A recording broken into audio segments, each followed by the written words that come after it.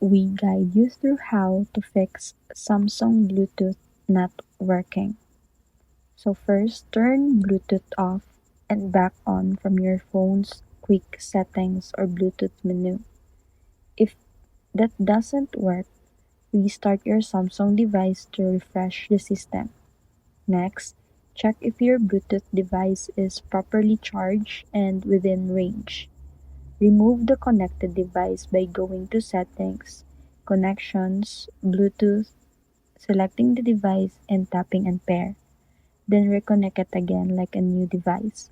If the issue continues, reset your network settings by going to Settings, General Management, Reset, and selecting Reset Network Settings.